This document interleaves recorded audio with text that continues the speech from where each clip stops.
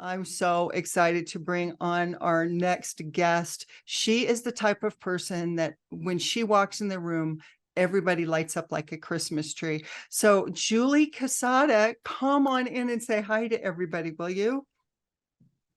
Yay! Hello. Hi, Julie. How are you? Good. How are you? I am wonderful. You're wearing my favorite color today. You always look so stunning in that color. I love it. I love it. So Thank you. Julie is she is a top producing agent. She's award winner as well as she runs a team. And yet, Julie, you and I started talking to each other. And by the way, so Shane was in our 12 weeks to breakthrough program. You're actually a little bit different. You and I started in transformational coaching, which is kind of life coaching, guys. Now we've transitioned over to performance coaching, which is about your business. But when you and I first started, tell us about how you saw yourself. How did you identify with yourself? I, well, first off, you have been one of the most amazing people that I've ever met in my life. And the moment that I met you and just in a group, I just knew there was something about you that I needed to get to know you and I needed to have you be a part of my life and my journey. And I think we're going on probably almost 2 years, a year and a half for Yeah, sure, knowing yeah. each other. Mm-hmm. And I just knew there was something about you that was going to help me be a better me. And it took me, oh gosh, probably over a year to at least to officially sign on and make that decision. But I mean, it goes back to just sitting down with you in a little room and a whiteboard and you helping me understand that I struggle and helping me come to the realization that I struggle so much with self-confidence and with self-image, and that I was letting it cripple me in a sense and letting it dictate who I was and how I ran my business and how I interacted with everyone in my family, in my friend circle, in my clients, in Mm-hmm. my team. And Mm-hmm. so I did not have a very good positive and functional look at myself or a Yeah, view of myself when we started. absolutely. I remember that there's a couple different ways that you actually described who you are. Do you remember what those were? Previously, like Previously. an Not any enabler, not any longer. Previously. Yeah, previously. enabler, trying to make everybody get along, always giving in to others and well, I always, I mean, I put others first and I still will always do that. That's who I am, but not necessarily doing what was needed and best for me. Yeah. I remember this was probably one of our first coaching sessions. And you just said, Cole, I am a shit show. And I am, by the way, I am a shit show. I'm a hot mess. Hot mess, hot mess, shit show. Yes, that is, pardon my language, sorry guys, but yes, those are the exact things I always used to call myself. Right. A complete shit show, faking it to make it, you know, perfume on a pig, smoke and mirrors, you name it. Any of those Yeah. little sayings is what, especially the shit show. And let me tell you, guys, she is a very, very successful real estate agent. But even for her identity, when you say I am something, that's an identity that you're choosing. And you were choosing that. It's so funny because when we first started talking about that, I was going, is that who you are? And you actually said yes. I You believed. owned that. I believed it. I thought that is what I Yeah. was, how I acted, how I put out to the world. That is what I felt, what I believed, Mhm. and thank goodness for you because I no longer let that define me, nor do I say that about myself anymore. Not at all. Not at all. You are a pro, that's for sure. Well, and Yeah, what to the point where my pen, I don't, it's at the office, but my sweet assistant, we were at a cute little boutique. We were getting a gift, a client gift, something special for, and there was this little jar of pens by the checkout counter. And the little pens had cute little toppers of all different types of things, animals and sayings. And one of them was a ticket, like a movie ticket. It said ticket to the shit show. And I picked it up and like, oh my gosh, look, this is for me, this little pen. And I'll be my sweet assistant went back and bought it for me later. But it was later when she gave it to me after I had already been working with Cole. And I was like, oh my gosh, my assistant heard me, took that in, and knows that I think I'm a shit show, got me the pen, and it was so sweet and so kind. But then when Cole and I were coaching, we had to reframe that, and I had to tell her, oh no, I'm no longer a shit show. I don't believe in that. And I, took the pen and we wrote not a shit show on it. I was definitely giving that off to her and everyone for that matter. Yeah, absolutely. Not right. Absolutely. And here was interesting. So, how Shane was claiming who he was and then reclaiming it. A lot of the things that you were saying, for example, you would say things like, I am always late. I am not, yeah. I am completely disorganized. I am all of these things. So there was, when we introduced reframing, there's an exercise that you and I went through. And basically we started off with the thing, I am always late. So what we did is I had Julie write this down. So you wrote down the words, I am always late. And then I had you cross out the word always and write in the word never. Instead of I am always late, I am never late. I am never organized. We crossed out the word never. I am always organized. I have one of them right here. I just pulled it off the door. The door is right there. I just pulled off my little sign that I have on my door. I always let my office go to crap and just be a mess. And I never, crossed out always. I never let my office, get to be a mess and disorganized. And so those are that mindset of changing how I thought about myself. I'm not a shit show. I'm not disorganized. I'm not always needing to be late. I'm not always needing to have a mess of an office. The reframing, reframing started to become every thought in my head, because I'm always so negative and have such negative self-image and negative self-esteem and negative self-talk and confidence, that I just had to literally every single thing I was saying to myself in my head. And especially for me, when I would look in a mirror, I have battled my weight my whole life. I have battled bullies. I've battled things that, about being a big girl. And so the mirror was a big one for me. The reframing in the mirror of every day when I got up to look at myself and to stop telling myself that I was ugly and fat and wrinkled and old and all of these terrible things that I would tell myself. I had to do it personally, and I had to do it professionally. I had to stop letting my assistant and my team hear me say things like I'm a shit show and I'm disorganized and I'm late. And I had to tell myself, you're not ugly and you're not a mess, and you are worth something. Absolutely. I'll guarantee you, everybody who is looking at you right now, first of all, they're seeing an absolutely stunningly beautiful, caring woman who is, who is a top professional. You are not an imposter. You are a top professional. And I got to tell you, Julie, it's such an honor just to have been working with you and watch you grow. Like, you have just blossomed into, it was really funny because last week you were telling me this, is that there was a client that was just running you and doing things.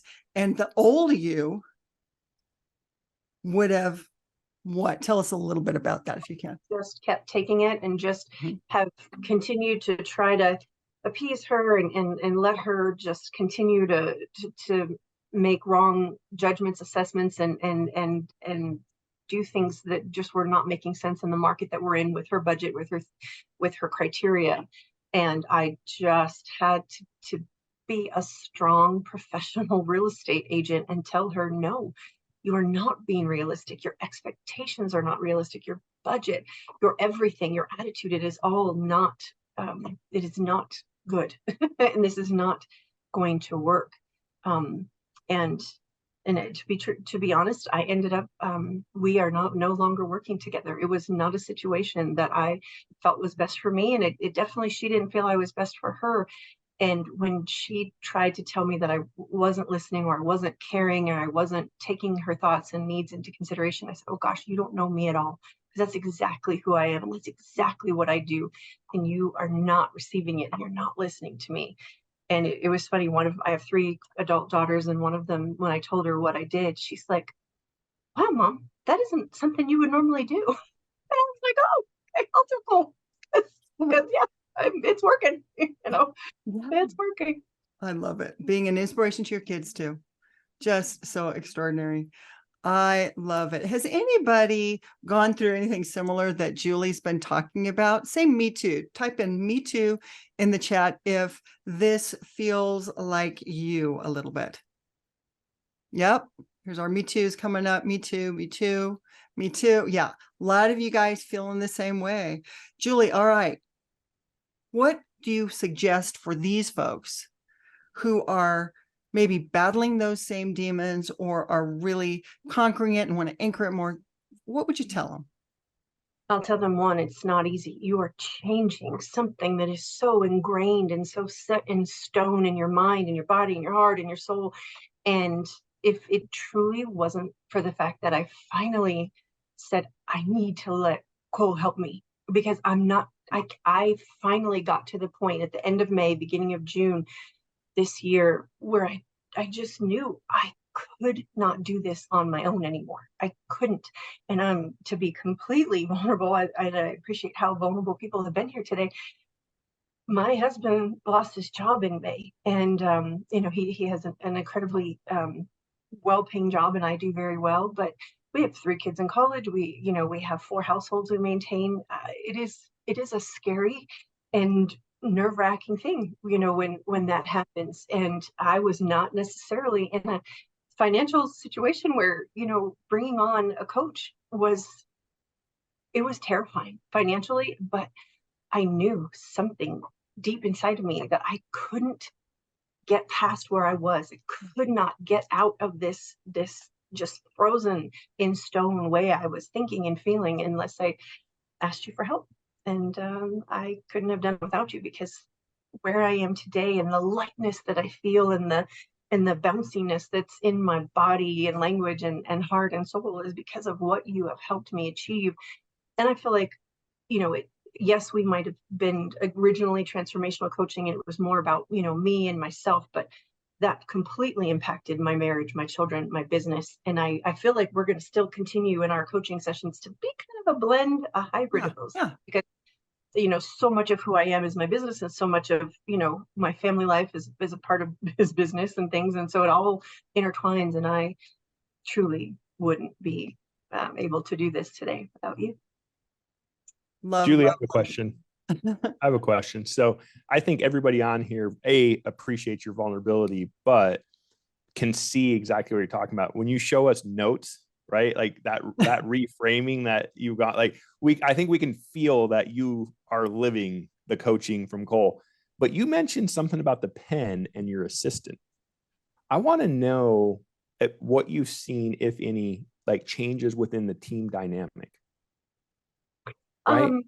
I think that when she has heard me speak with clients on the phone, when she has seen my interactions with clients, face to face, when she's been with me, and my teammates, and even in our team meetings, in our team meetings, I would have been the one to kind of just go along with the flow. And I'm like, no, I want to do this now. Let's try this. So I think they're all seeing like, oh, look at her. Where'd she come from? Where's she been all these years? Right. My work wife and I, Hope, we've been partners. We've been together for, probably 16 years. And I always was, she was more the talker, the voice of things, and I was more the support and the background kind of gal. And now I'm not. I'm right there, awesome, side by side, and being the leader that I needed to be, that I wanted to be. Yeah. I asked that question because we look internally at ourselves a lot, and I've had assistants come and go, and I look around, and it's always You know, I heard this last night, actually. They were doing a story about a car wash owner that hires people on the spectrum. And he said, we had to ask ourselves a question: are we failing the employees? Is the company failing the employees, or are the employees failing us? And he's like, the answer is always the same: companies failing the employees. So it's important to take that inventory check and look around us. And are we allowing the team, you know, to head down our same path, or are we promoting them to greatness? Yeah. Oh, absolutely. My assistant, I think she's 25, and she's been a realtor for a year. And I know that I probably, you know, unintentionally, unfortunately, in that first year, because the second, you know, this last, you know, time I'm doing a lot better, but I probably did maybe some detrimental habits, or, you know, taught her some things. I mean, I've taught her, I believe, great things. And I think I've taught her the core of who I am. And as a person, I've not changed in my beliefs and my morals and my values and how I treat people and what I do for clients. And so I feel like I've been a great example in that regard. But the self-esteem, the self-confidence part, I have not been a good example for her or for my own daughters. And I've readily admitted it to them. And even some of the things, you know, with Hope that we worked on, in the sense of me letting my mind clutter and my physical clutter in the room, or whatever, you know, even interfere with my marriage, as far as me taking up so much space in our communal office here, you know, and or on the bathroom counter, whatever it might be. You know, there's so many facets that this has affected. Yeah. You know, the reframing of everything, and the way I think about it, in the way that I think. And I, don't get me wrong, I still have those moments of ooh, you know, and I believe you said it too when you talked about, you know, maybe my dreams are too big. Does the negative little gal in the back of the head sometimes pop up? Sure, she does. But then I look harder in the mirror, or I look harder in the reflection, or I stop and think, okay, wait a minute, don't go there. Reframe this. How do you need to rework this in your mind? And I'm doing it all day, every day. 100%. 100%. Never ending. Life changing. Never ending, never ending. It's a constant battle, and I am not perfect at it. No way, no how. But I will not give up. Now that I know what I can be like, and what I can feel like, and what I can accomplish, I'm not going to let go of that. I might slip a little here and there, but I'm not going to let that win. Love it. Awesome. Well, Julie, thank you so much. It is such a gift to have you in my world. And I'm so glad that you shared your story with everybody here. Everybody, do me a favor, give some love and some applause to Ms. Julie. And this is my love and applause to Hope, but to the Hope that, you know, that I just hope you realize that you have been nothing short of miraculous in helping me get to where I am. And I hope that I express it, and I hope that you know that you are just mean the world to me. It's a partnership, lady. It's a partnership. You're doing the work. I just show up and I get to stand here and applaud. That's pretty much all I get to do.